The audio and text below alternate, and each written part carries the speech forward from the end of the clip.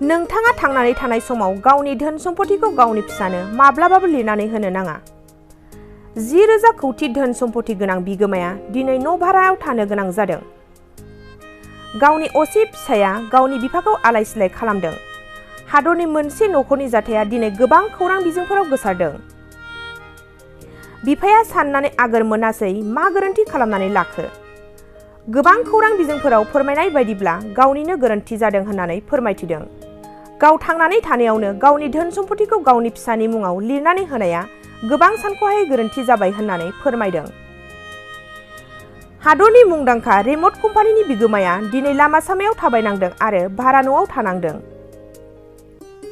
आरो लिरबावदों मोनसे आस'खान्दा जिउ होननानै। नाथाय फिसाज्ला गौतम सिंहानिया बेसेन गोसा गारिजों गोबां बेसेन गोसा मुवा बेसाद लानानै उदाङै जिउखौ हगारगासिनो। ओजोंहाय गावनि बिफाया न' भारा लानानै संसार जागासिनो। बेफोरबायदि इनाय खामानिखौ गौतम सिंहानिया गावनि बिफाखौल' खालामाखै, गावनि जोनोमगिरि बिमाखौबो इनाय खालामदों गौतम सिंहानिया।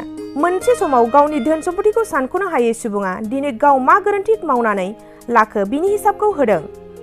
धोन सम्पथिया बिमा बिफानिख्रुइ देरसिन जायो नामा? ना गावनि बिसि फिसानिख्रुइ देरसिन धोन सम्पथिया?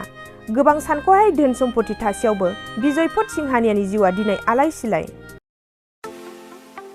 सना रुफा आरो हिरानि जुवेलारि गाननो मोजां मोनग्रा सुबुंफोरनि थाखाय गोजोनथाव खौरां। दासान्दि फुजा बोथोरखाय खम बेसेनाव फानगासिनो MSCB जुवेलार्सआव सना रुफा आरो हिरानि समायना रमायना जोंख्लाबनाय जुवेलारि।